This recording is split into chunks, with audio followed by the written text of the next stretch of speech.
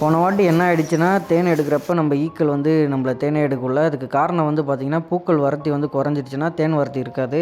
அதனால் பக்கத்தில் நம்ம தேன் எடுக்கிற இடத்துல வந்து இது மாதிரி தான் டிஸ்டர்ப் பண்ணோம். போன வாட்டியே அப்படி நடந்ததுனால இந்த வாட்டி ஒரு செட்டப்போட வந்துட்டோம். என்ன செட்டப்னு பார்த்தீங்கன்னா, கொசு வலை. இந்த கொசு வலையில் பார்த்தீங்கன்னா 2 பேர் தாராளமாக உள்ளே உட்காந்து ஒர்க் பண்ணலாம். அந்தளவுக்கு வீட்டில் ஒன்று இருந்துச்சு.